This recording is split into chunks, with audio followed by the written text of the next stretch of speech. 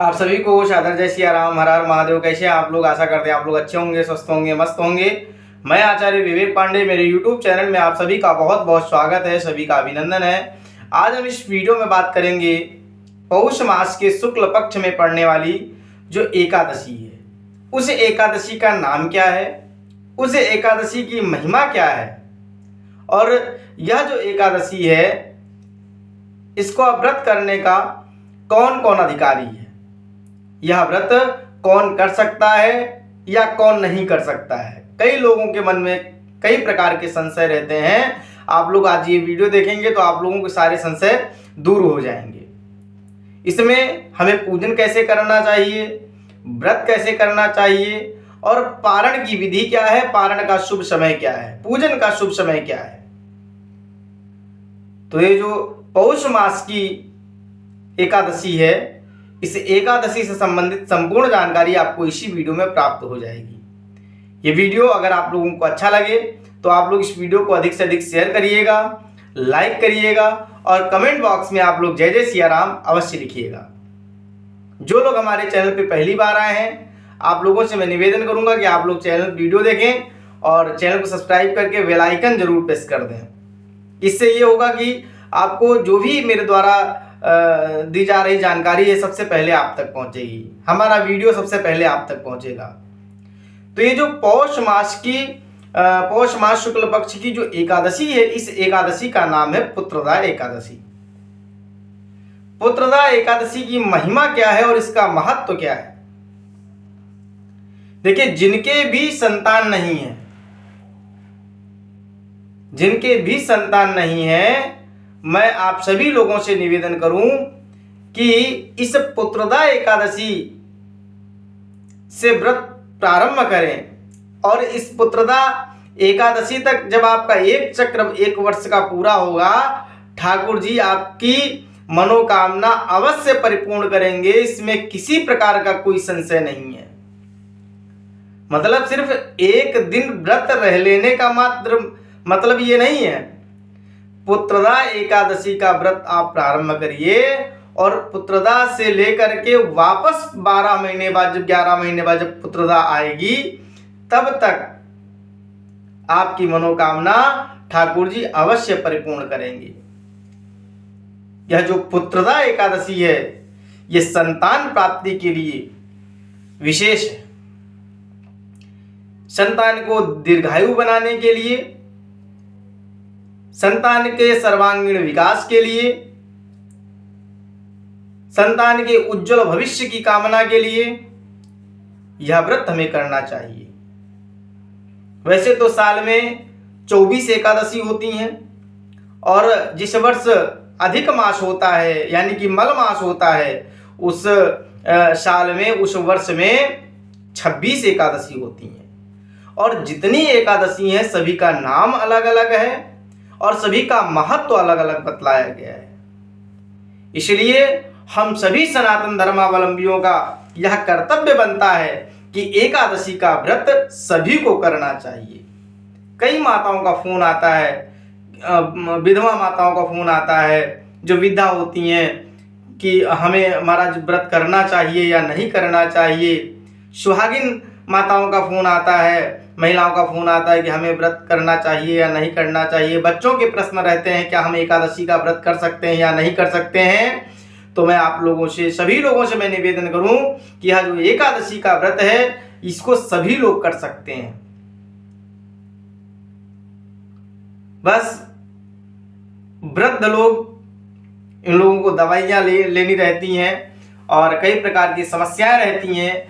अगर शारीरिक आपको किसी प्रकार की कोई समस्या नहीं है तो आप लोग जो है एकादशी का व्रत सभी लोग कर सकते हैं, इसमें कोई संशय नहीं है।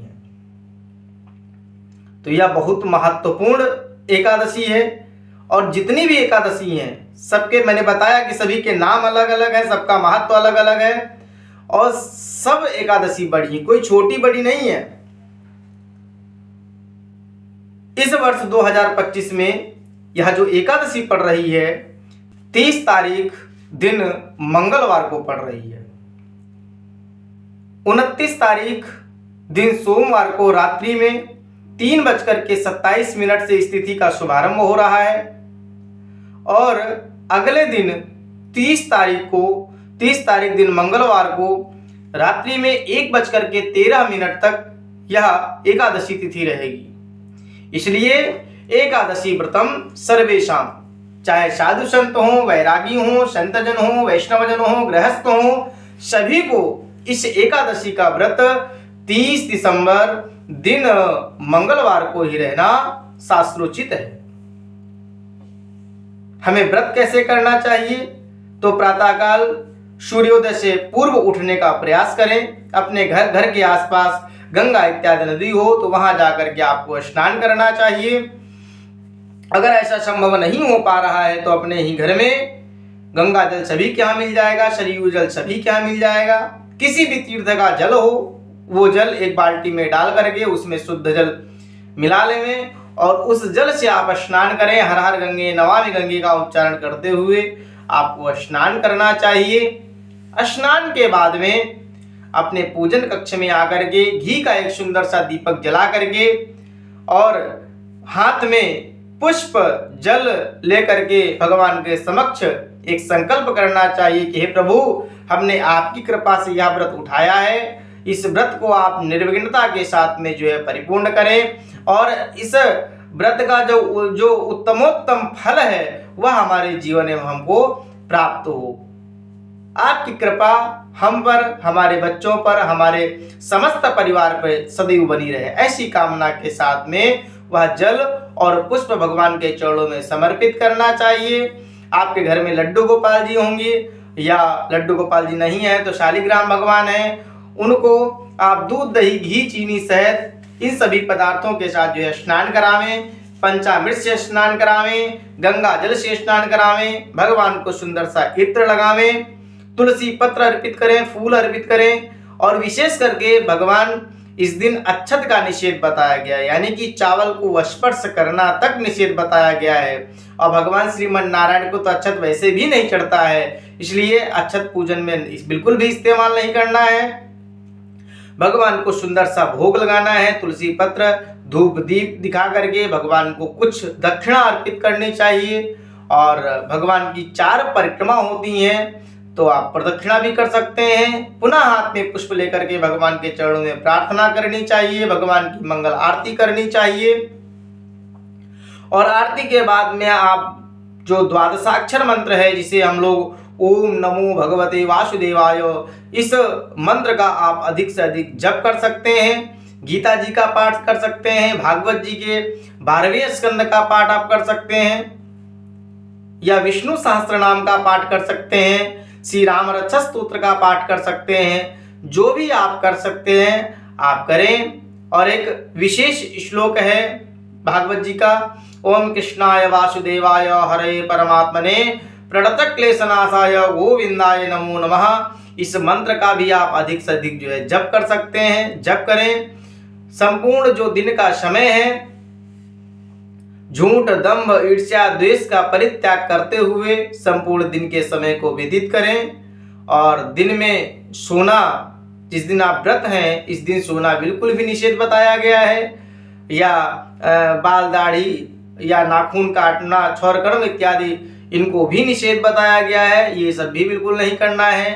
और अगर बात करें खाने पीने की तो जो व्रत है तो व्रत को व्रत के तरीके से ही रहने दीजिए तो ज़्यादा अच्छा है, क्योंकि जब आप खाएंगे पिएंगे तो फिर व्रत किस काम का। लेकिन फिर भी अगर मन नहीं मान रहा है तो आप फलों का आहार ले सकते हैं, दूध, जूस इत्यादि आप ले सकते हैं। सायं प्रदोष काल के समय भी भगवान का धूप, दीप, आरती बंदन करना चाहिए, भगवान का भोग लगाना चाहिए। प्रयास करना चाहिए कि रात्रि में आप जागरण करें।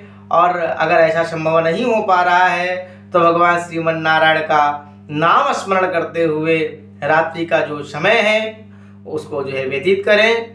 और प्रातः जो पारण का शुभ समय है वह 7:10 से और 8:50 के मध्य में आपको इस पुत्रदा एकादशी का जो है पारण करना है। तो ये रही जानकारी पुत्रदा एकादशी की। पुनः आप लोगों को मैं बता दूं कि यह जो पुत्रदा एकादशी का व्रत है यह 30 दिसंबर दिन मंगलवार को किया जाएगा।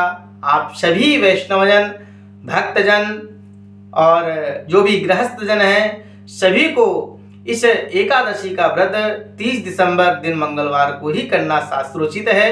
आप लोगों को हमारे द्वारा दी गई जानकारी अगर अच्छी लगी हो तो आप लोग इस वीडियो को अधिक से अधिक शेयर करिएगा, लाइक करिएगा, कमेंट बॉक्स में आप लोग जय जय सिया राम अवश्य लिखिएगा।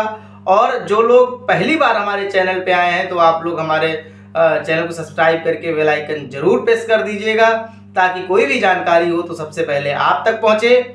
इसलिए आप सबके जीवन में भगवान श्री सीताराम जी की कृपा सदैव बनी रहे।